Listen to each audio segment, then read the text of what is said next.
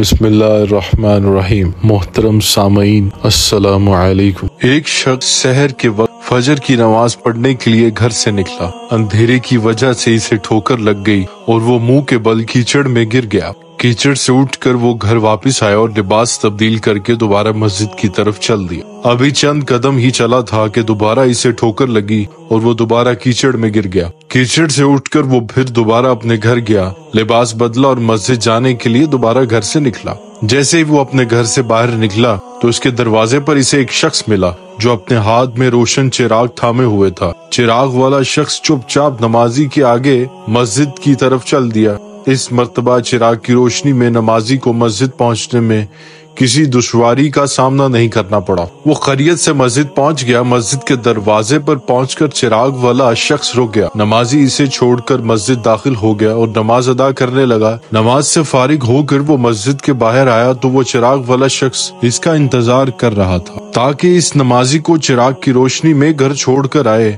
جب نمازی گھر پہنچ گیا تو نمازی نے اجنبی شخص سے پوچھا، آپ کون ہیں؟ اجنبی بولا، سچ بتاؤں تو میں ابلیس ہوں۔ نمازی کی تو حیرت کی انتہا نہ رہی۔ اس اجنبی کی یہ بات سن کر نمازی سوچنے لگا، ابلیس شیطان کیسے مجھے مسجد تک چھوڑ سکتا ہے؟ اس کا کام تو لوگوں کو بہکانا ہے۔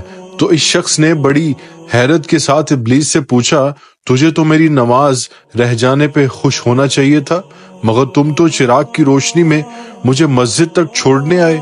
ابلیس نے جواب دیا کہ جب تمہیں پہلی ٹھوکر لگی اور تم لباس تبدیل کر کے مسجد کی طرف پلٹے تو اللہ تعالیٰ نے تیرے سارے گناہ معاف کر دیے۔ جب تمہیں دوسری ٹھوکر لگی تو اللہ تعالیٰ نے تمہارے پورے خاندان کو بخش دیا، جس پر مجھے فکر ہوئی کہ اگر اب تمہیں ٹھوکر لگی تو اللہ تعالیٰ کہیں تمہارے اس عمل کی بدولت تمہارے سارے گناہوں کی مغفرت نہ فرما دے۔ اس لیے میں چراغ لے کر آیا ہوں کہ تم بغیر غیر مسجد تک پہنچ جاؤ۔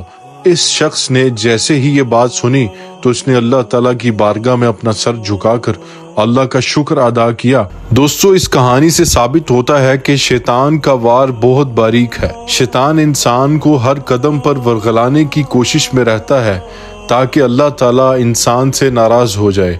مختصر یہ کہ اللہ اور بندے کے تعلق کو خراب کرنا ہی شیطان کا بہترین مشغلہ ہے۔ پر ہم اپنے اللہ پر مکمل یقین اور ایمان کے ساتھ زندگی گزاریں تو شیطان کا ہر وار خالی جائے گا۔